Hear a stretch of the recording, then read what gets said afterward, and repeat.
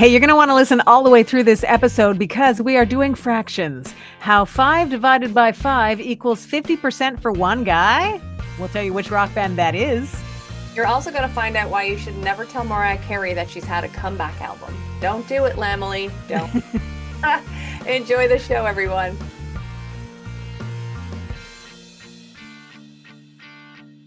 Well, look at us. All here.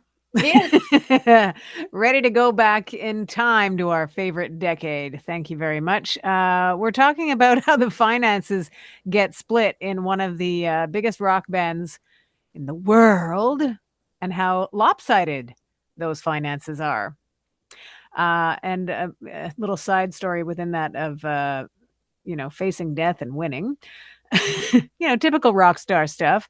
We have also got reaction 20 years later, almost 20 years later, of a cover of a Bobby Brown song and how he feels about it.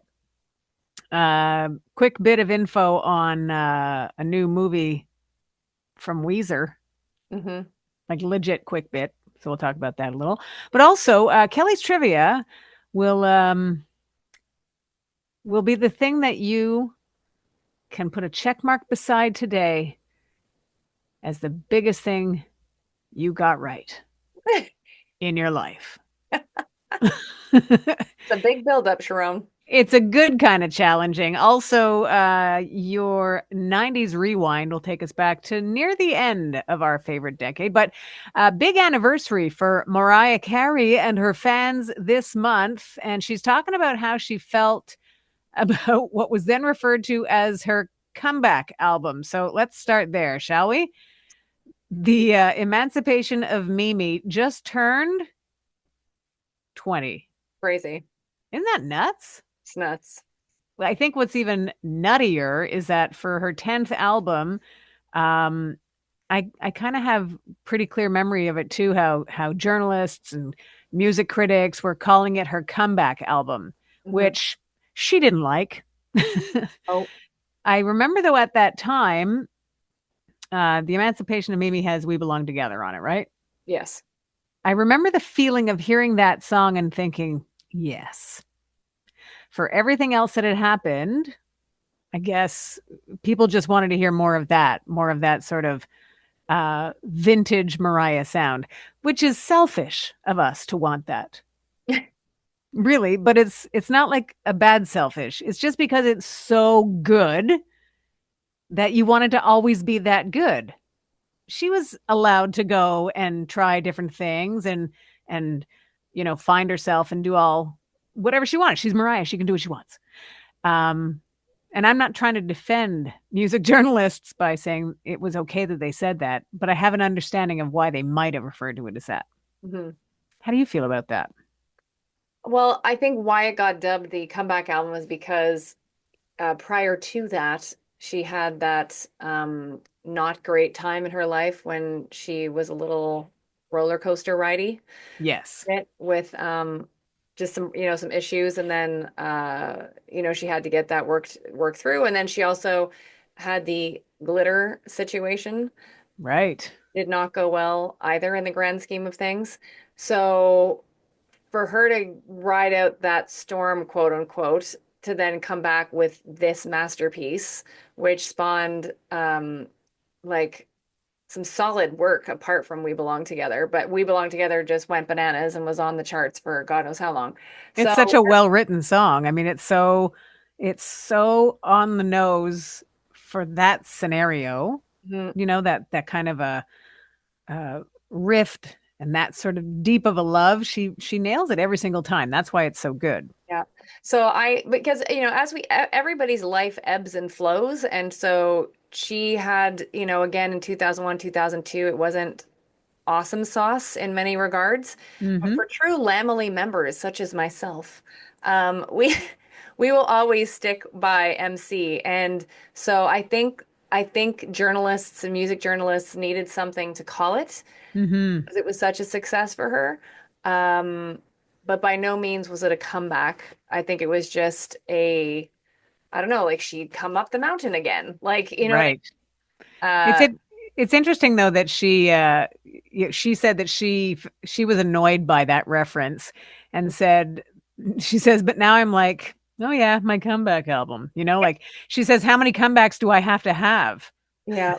Well, I know That's the life of an artist though, I think. yeah. If people like what they like and you go over here and try something else or do something different, once you return to that, it's like, yes, she's Mhm. back. Well, I think too, like you said, every artist is going through it because even like right now, I think people might say, even though I think there's many great songs on the album, I had no problem, and I think he did a great job when I saw him in Montreal. Justin Timberlake, like his album didn't chart, like his most recent one didn't really do much in the grand scheme. Mm-hmm. Um, but does that mean his career is over? No. Like his show was No. awesome. So, and there's a lot of great songs on that album. So, yeah, I just think because she'd had that rough go and then was back on top, like, oh, let's call it a comeback. But by no means was it a comeback. She never went anywhere. Agreed. And the other thing about, I think, music journalists is at this point, it's such a niche market job Hmm. that what you realize now is that because we have access to music the way we do, which is basically everything at once, at Hmm. any time that you desire, and that there's no real genre rules, you can like whatever you like, which has always kind of been that way. But traditional media would have dictated that things had to be more compartmentalized. And for that kind of a job, you have to qualify your existence by making a statement like that. Hmm. And so whether it's true or not, it does boil down to an opinion, Hmm. because and I think the better critics do a better job at making it not seem like they're in a good mood that day or they're in a bad mood that day with how they've written their review, Hmm. instead of um, maybe erring on the side of presenting the facts. Hmm. Hmm. Sometimes they have to go for a headline. Sometimes they have to put something that's a little more salacious to sell. Hmm. It was Which interesting. I had a thing come up in my Instagram the other day of Jermaine Dupri talking about how Always Be My Baby came about. hmm And that was 1996, I believe, if I've done the math correctly. And like it just goes to show that Mariah is a hip hop artist in a way, like she loves hip yeah, hop beats because he actually said when she told him the type of song that she wanted, which she referenced a song from Escape, and I believe she referenced a song from Wu-Tang Clan, which I think was Cream. Anyways, she told Jermaine she wanted something like in that realm. And nice. he was like, I ain't doing that. He's like, people are gonna kill me if I make you hip hop or whatever. But then he really believed her. Like she's like, no, I want to do this. And then, they worked their magic with their co-creators and Always Me My Baby came out. And I think it was the third single from that album.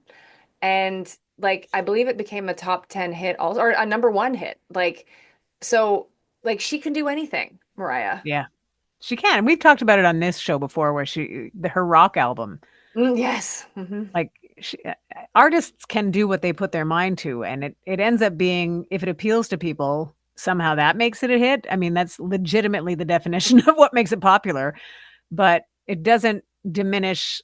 If you don't like it, doesn't mean it's not good.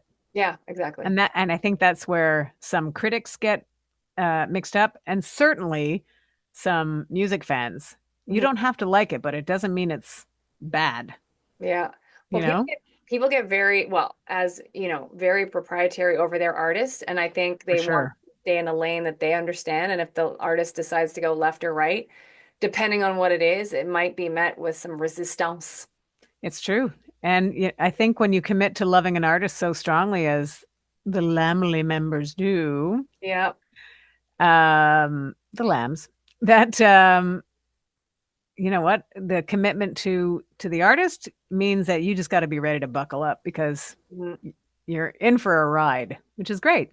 Yeah. I love how she referred to it was an exclusive with People magazine if you wanted to check out the whole article based which is what we're talking about.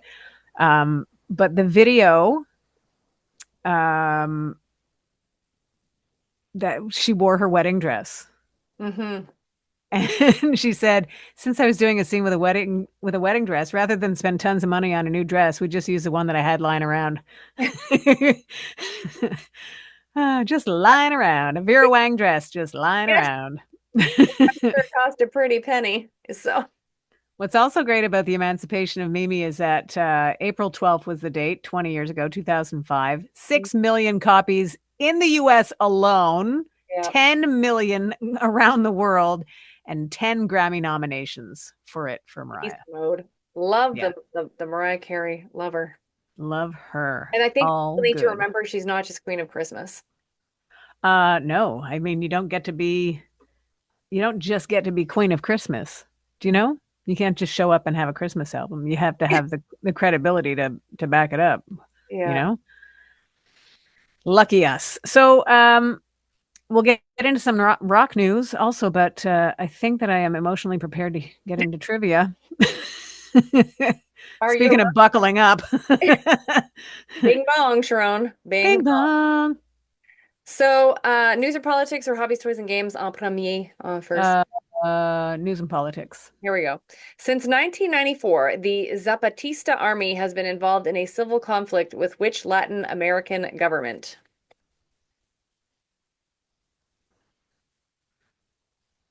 Spain. The Mexican government. I was totally gonna do that one. And I thought it's too obvious and dang. Okay, well that makes complete I've sense. never heard of the Zapatista Army. It sounds like a kind of soup, but it's There's a there's a Canadian artist, Alfie Zappacosta. That's what it reminded me of. okay. Zappacosta, Zapatista. Yeah, not Zappa got the wrong answer. How about yes, that? exactly. So now we're off to hobbies, toys, and games. Can't wait.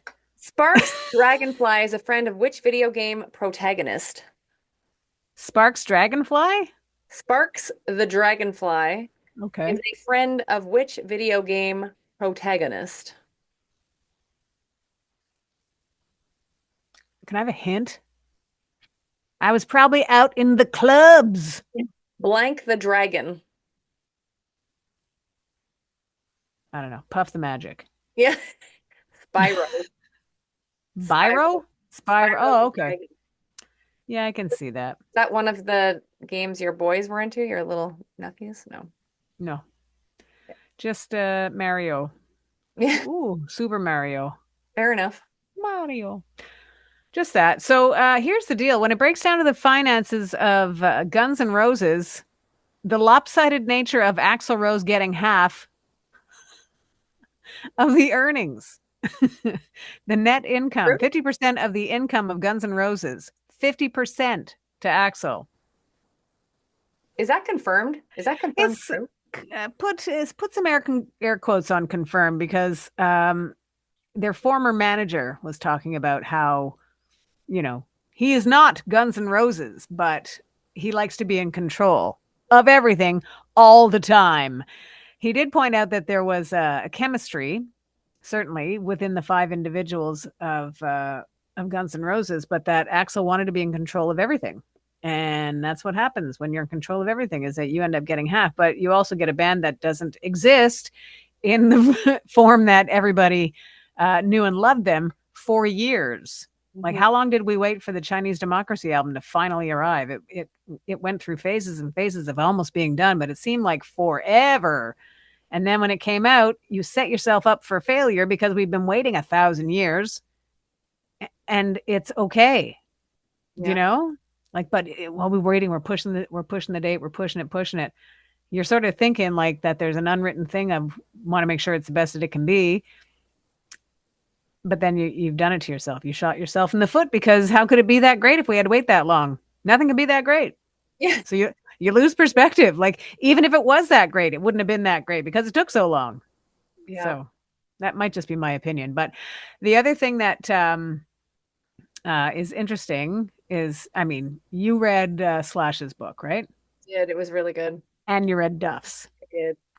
I've only read Duff's, and we know that. I mean, all you had to do was see them in an interview, see them at an award show, to know that they enjoyed partying and getting their drink on, getting their whatever drug of choice on.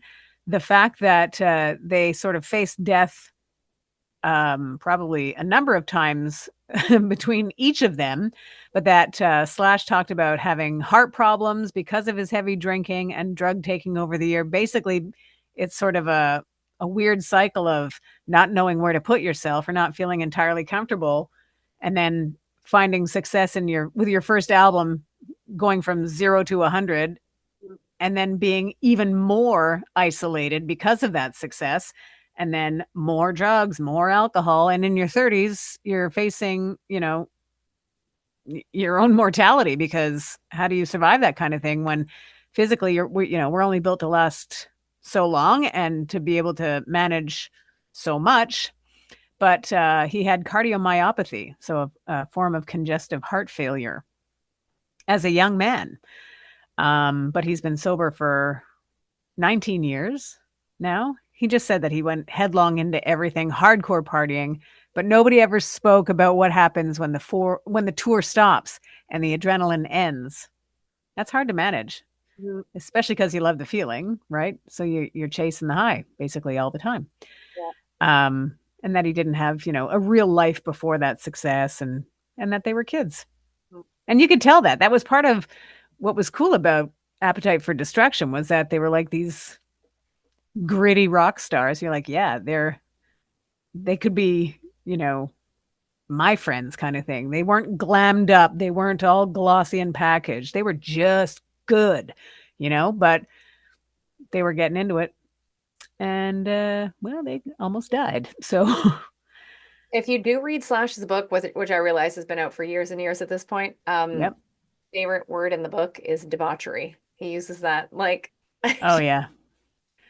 Which, I mean, when you think of that word and the definition of that word, it's got such a visual tone to it that, like I said, seeing them on the American Music Awards when they won and they swore and they were sloppy, and and even knowing that their contemporaries were Motley Crue and Poison and other heavy rock bands at the time, it wasn't, they weren't angels, yeah. and that maybe some of them did go home and, read a book, but ultimately they were going for it. They were having the time of their lives. They just didn't know that they might have, just as easily killed themselves for having the time of their lives. Yeah. But sober, that's the way it works. And that's what's working for Slash right now. Hey, how about we transition out of Slash and Guns N' Roses into Britney Spears for a sec? Love the Brits. The Brits, it's been over 20 years since her greatest hits album was released. Bananas. It's nuts, man. That's too soon to have a greatest hits album. And I think if we had this podcast at that time, I would have said that then. Oh, for sure. Yeah. What we know of greatest hits albums in retrospect is that they're a way to sell, right? And it It's used to just be that they would create a collection of songs, the end. yeah. Then they went into that phase of assemble the songs. Let's record a couple of new ones for it, or a couple of unreleased songs, that kind of thing. Yeah. Well, that's what they did. And Britney Spears did a cover of Bobby Brown's My Prerogative. What are your thoughts on that song, Sharon? Well, Do you I don't agree know. with what Bobby Brown said? Well, Bobby Brown basically said that they never did it justice. Mhm. And he said the fact that Teddy Riley produced it, that it was a butchering, and he said he couldn't take it. I think when you do a cover like that, Britney Spears is and was a talented artist that could, you wanted to hear a Britney Spears song. I don't think you need to hear a cover of somebody else's song at that point. I think, yeah, I mean, I don't know if it was suggested to her to do this by her manager or if she just was a big fan of Bobby's and wanted to give it a go. I'm sure that's probably a find outable fact. But I remember hearing the song and thinking at the time that it was a bit of a mind trip, knowing how Bobby sounded versus the Britney version. Like it really was the Hmm. Britney version. And so Yeah, you it's weren't, risky. yeah, it was risky, I guess, but it definitely sounded like Britney. Like it was the Britney version of that song. So, What's interesting too is that what we know of her experience now, based on her description of it then and information that's come in the past few years, is that Did she have, input or say in what she was going to record? It's hard to say, right? But yeah, and I don't know, like how I guess it was a long enough amount of time that would have passed since, he did it versus her doing it, but at that point, I don't know. I think if my personal taste is that if you're gonna cover someone's song, you either have to do it note for note because you love it the way it is, and then do it really well, or do it your way, but then you have to do it really well, and then it's completely subjective, and that's music. So I like the original more than I like the cover. I think it really sometimes depends too on the artist. Like would Kelly Clarkson have knocked it out of the ballpark? Probably. Kelly Clarkson is Kelly Clarkson. That's a whole other ball of music. Yeah, Kelly Clarkson, I mean, as we know, karaoke, right? So she's just so good at and the list is long of the songs that she can cover and do well. And she does them really well, and she commits to doing them in a way that it's her doing them, but she can manage her vocals, um I think, like, to suit the moment. It's not like she's just an excellent singer, period. It's not like she's breaking new ground, but she does manage to find her vocal space within the genre of song that she's doing, Yeah. and very well every time. And just a quick side note on Kelly Clarkson, she has announced that a new song is on the way. So maybe by the time this actually drops, this episode of our show, it'll be out. They haven't announced a date, so I think it'll either be this coming Friday or the next one. But this will be her first new, apart from Christmas stuff, this is her first new solo single since 2023. That's exciting. I think it's called Where Have You Been? So get ready. So we'll also try and find more information about whether or not she's signing on to stay on that show.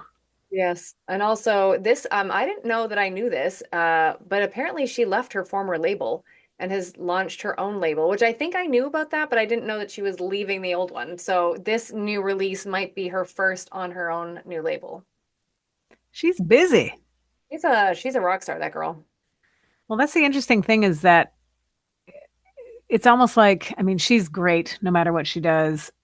She need the TV show? I think it's a great idea to have that outlet, you know, as a platform to showcase her own music, showcase other people's music that's on her label and, elsewhere. I don't know. I think she's getting good. She's been getting good for a long time. She's shown improvement every every show, I think. Yeah. So selfishly, I'm like, why are you giving it up? Why is there a chance you give that up? Keep going. Yeah, she was so cute. We've talked about this before, but like the excitement when she had Janet on her show during the pandemic, it was Oh just my so awesome, gosh, yeah. so good. She was so excited. You could We talked about Coachella last show because at that point, the first round of Coachella shows happened. And now for this show, the second and final rounds of Coachella for this year have happened. And what we didn't hear at the festival was how Weezer, was it the bass player's wife who got shot by the police? that whole story, I don't even understand it. Well, they shot to injure, right? Because she wouldn't put her gun down. And there's a lot going on in that story. So they didn't talk about that at all at the festival, because why would you? Like, anyways, wife's doing okay, but there's a lot going on there. What I think has been talked about is the fact that they're making a movie, Mm-hmm. which is kind of cool. What Yeah. I don't know enough about is it like a behind the scenes sort of Life of Weezer kind of thing? Is that what we can expect? The sense that I got, but they didn't seem to have a lot of information when I sort of clicked on that second link. So I'm not sure. But it sounds like they're filming as of now, or and they were taking the break to go do Coachella to then get back to filming. So Right. Well, that's cool. mm, I think whatever, they're so creative. And they've been at it for 30 years now, that whatever comes out of the Weezer camp would be fun to watch, certainly, and listen to as well. Uh, what was the other thing I wanted to tell you, Kel? Was it that we were going straight into your 90s rewind? Do it. Let's do it. Going back to 1998. Talk about an anthemic song from that year around this time. Casey and JoJo, All My Life. For weddings in 1998 and moving forward, All My Life, Please, as the first dance song.